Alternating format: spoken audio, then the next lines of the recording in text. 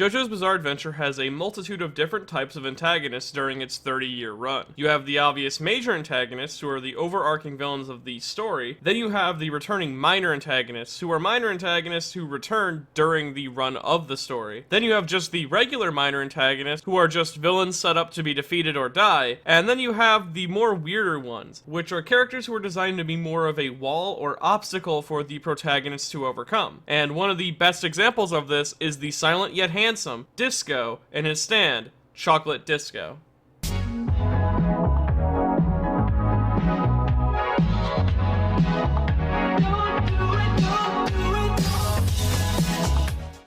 Disco is a minor antagonist during the story of Steel Ball Run and has one of the shortest page presences for a named stand user in the part, if not all of JoJo. Appearing in Chapter 64 and disappearing in Chapter 69, though he failed in his mission in the universe, Disco achieved his goal for the story and his character. Though, before we get too into that, we should discuss the meaning behind his name first. The name Disco is a direct reference to the same place as his stand, that being Chocolate Disco by the band Perfume, a Japanese pop girl group and one of the very few Japanese pieces of music to be referenced in JoJo. Now, Araki reflects this reference in two specific ways with Disco. First, of course, being how Disco is written, as in Japanese, his name is broken up into syllables, Disako, which is a direct reference to the pronunciation of disco in the song Chocolate Disco, as it is done with a distinct staccato, which means each note is distinct or separate from the other. Along with this, the reason that Disco remains mostly silent throughout his fight, and only speaks to reveal his name and stand to Gyro, along with telling him that he won't be talking anymore, is Araki claims that he did this because the song Chocolate Disco repeats its title so many times that he felt that Disco should only speak when necessary. And so, Araki gave him a silent gimmick, which is actually rather interesting given that Araki usually likes to write stand battles with both parties explaining their abilities to each other while fighting. Yet, with Disco, Araki attempted something new, designing a stand that would deliver the function of its ability purely through the visuals of the fight. And this stand is Chocolate Disco. Chocolate Disco is a wearable stand that takes the form of a gauntlet with a grid built into it, with the grid being comprised of 8 columns with pushable keys. With this, the vertical portion of the grid is labeled A through I,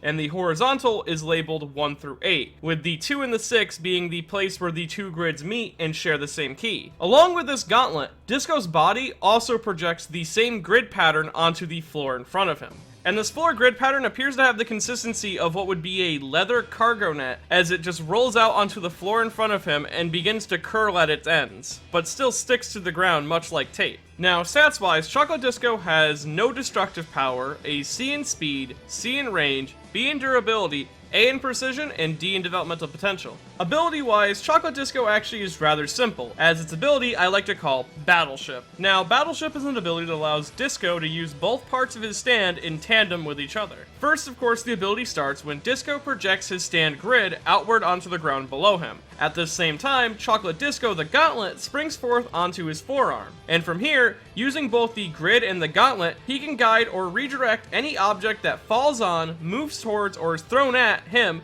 to any corresponding location on the grid below. An example of this being if Gyro throws his steel balls at Disco, and then Disco presses the A key and then the 1 key on his gauntlet, once the steel ball reaches Disco, it will then be teleported away and appear instantly at A1 on the grid. This allows Disco to defend himself completely from any projectile-based attacks. Along with this, Disco can actively endanger himself by pouring either acid or dropping nails in his direction, so he could send his items towards his opponent with a quick press of a button. Though the stand has a major weakness, and that's that Disco needs to input the locations correctly for the attack to even work effectively. Meaning he needs to know the exact details of where his enemy is standing on his grid, and he needs to be quick enough to react to the attack. This stand is not automatic in nature and relies solely on Disco's reaction time, so the wrong choice could leave him defenseless to an opponent. And because of this weakness, the stand is super susceptible to visual tricks, as when Gyro uses his steel balls to rotate the air to mess with the light, it created a lens that couldn't give accurate information to Disco, and basically left him blind. Though, if cornered, Disco can withdraw his grid and project it onto his own person, and when anyone tries to get close to him, he can then project the grid onto that person, which they will then become part of the grid as well. Though, if they are that close, a simple knockout blow to the head will end the fight pretty quickly, as Chocolate Disco specifically specializes in defending against ranged attacks. That's how we do it in the muggy muddy south.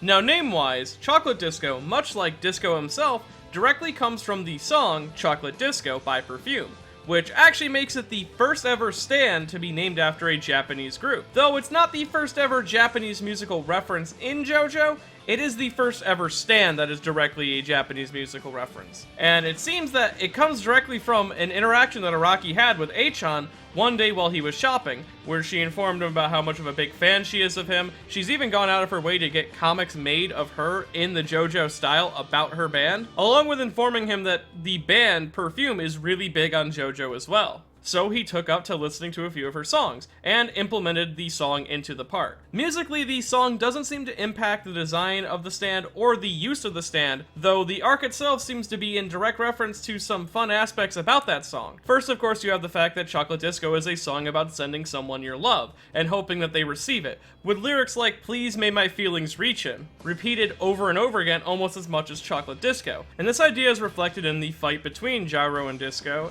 as Gyro needs to reach Disco during this battle, hoping that his attacks will connect until he finally pieces together how the stand works, which then plays into the next aspect that reflects the song, and that's the fact that Chocolate Disco is a love song, which is likely the reason that when Gyro actually gets close to Disco, he has this little quip towards Disco about how he should probably be saying this to his girlfriend, but they're a lot closer to each other than they might think. Along with this, Araki and the JoJo Veller stated that the ability itself was also based off of the Battleship board game, with its grid-based battlefield and button pressing to locate where one wishes to strike, hence the reason I referred to the ability as Battleship. Now, design-wise for Disco, it seems that most of his design is overall a more fashionable 1890s policeman's outfit, with even a handcuff-esque belt around his waist. This could relate to how he works for Valentine, with him being an officer of the law, though it's never directly stated what he is, along with his connection to Valentine. We just know that he is connected to him in some way. He also has a large rectangular hair clip within his hair, which might be a reference to his grid-based attack with his stand, as in some shots it looks a lot like one of the grids on his stand. Though at the end of the day, Disco didn't really say or do much in the story and was more just an obstacle for Gyro to be distracted by during the story. And honestly, that's pretty fine. Araki was changing his pace up a little bit, and he allowed the panels to tell the story of the battle and kept things simple stand-wise so Gyro could use the spin to truly shine through against a stand user, all the while building up the mystery of the next arc.